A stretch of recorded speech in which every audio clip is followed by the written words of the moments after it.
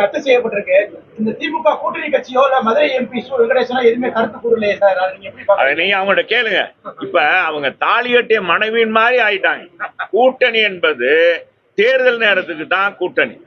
மக்களுடைய ஓட்டுகள் சிதறக்கூடாது. அந்த தேர்தலில் நம்ம நோக்கம் வெற்றி பெறணுன்றக்காக தான் அது.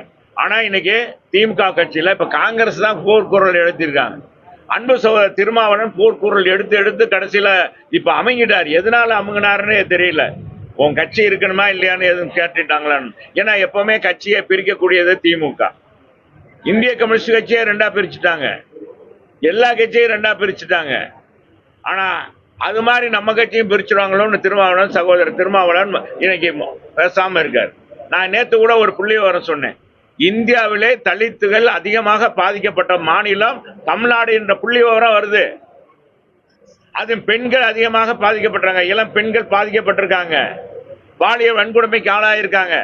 இதை கண்டித்து இவங்க எந்த நடவடிக்கை எடுக்கல.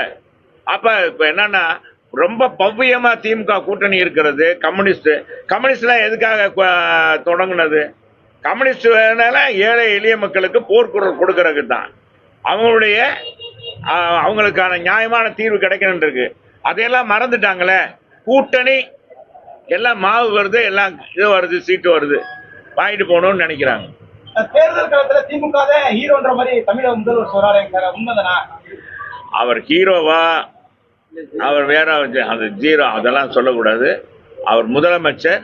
அவர் என்னன்றத நான் தான் சொல்லிட்டேன். திமுக எதிர்கட்சியா கூட வர்றதுக்கு இன்னைக்கு முடியாது. மக்கள் குவித்து போயிருக்காங்க.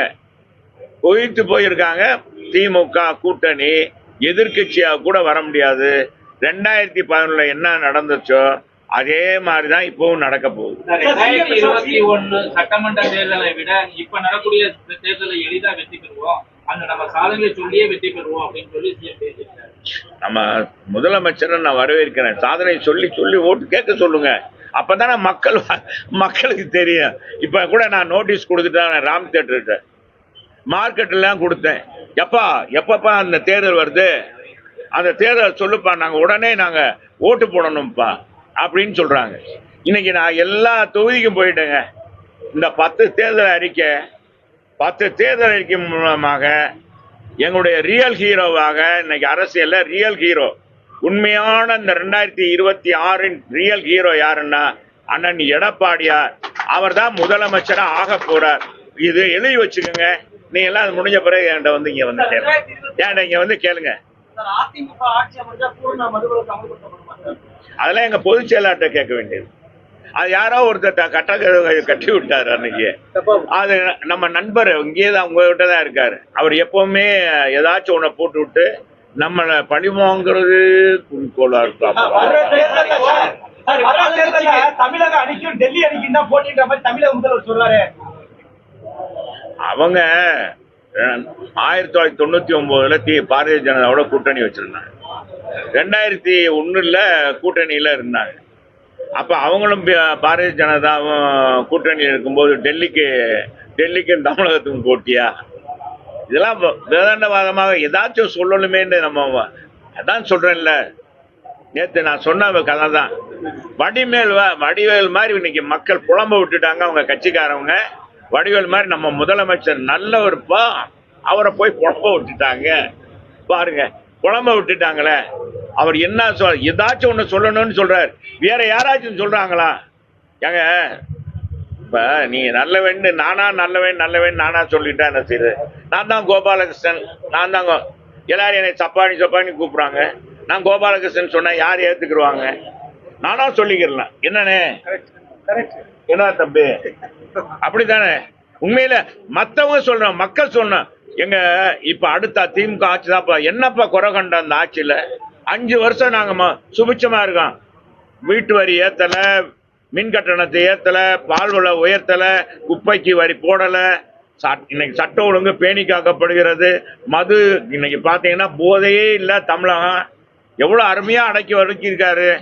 எனவே எங்க பிள்ளைகளுக்கெல்லாம் ஒரு விடியல் இன்னைக்கு இந்த ஆட்சி திமுக ஆட்சி தான் கிடையாது. எனவே அடுத்து இந்த ஆட்சி தான் வரணும்னு எந்த மக்களுங்க சொல்றாங்க? அதான் எங்க சொல்றாங்க?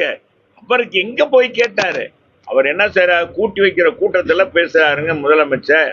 அங்க வாங்கிட்டு எங்க ஒரு எக்ஸாம் சொல்றேன், 2 இதுக்கு நாங்க மீட்டிங் போனோம். முதலமைச்சர் கலந்துக்கிட்ட மீட்டிங்ல கலந்துட்டு வர்றாங்க. அவங்க பூராமே கருப்பு சிவப்பு சேலை உடுத்திருக்காங்க. அதுல பார்டர் வேற இப்போ உதயசூரியன் சின்னத்தை போட்டிருந்தாங்க. அதை கட்டிட்டு வந்து எங்க அண்ணனுக்கு ரெட்டை விரல காமிக்கிறாங்க. இதெல்லாம் கூட்டப்படுற கூட்டங்க. கூட்டப்படுற கூட்டம்லாம் என்ன? தானா சேரணுங்க கூட்டம். கூட்டம் என்றது கூட்டப்படுற கூட்டமாக இருக்கக்கூடாது. அன்னைக்கு கூட நம்ம முதலமைச்சர் எங்க மதுரையில வந்து சொல்றாரு, ஒரு அமைச்சரை பாராட்டுறாருங்க. அவர் என்ன சொல்றாரு, இந்த 5 வருஷத்துல மதுரைக்கு ஏகப்பட்ட நிதியை கேட்டு என்கிட்ட தொந்தரவு பண்ணி, நான் அவர் பேரை சொல்லிட்டா, வணிக வரித்துறை அமைச்சர், நிறைய திட்டங்களை கேட்டு என்னை வம்பு பண்ணி வாங்கி இந்த திட்டத்தை மதுரையில செயல்படுத்திருக்கோன்னு அதை சொல்றாரா? அதை சொல்லல. அவர் என்ன சொல்றார், தமிழ்நாட்டிலே அதிகமாக கூட்டம் சேர்த்தது, அரசு விழாவில் கூட்டம் சேர்த்தது மூர்த்தி தான் அப்படின்னு சொல்லி அதுக்கு தான் பாராட்டினாருடைய திட்டங்கள் வாங்கி கொடுத்ததுக்காக பாராட்டு.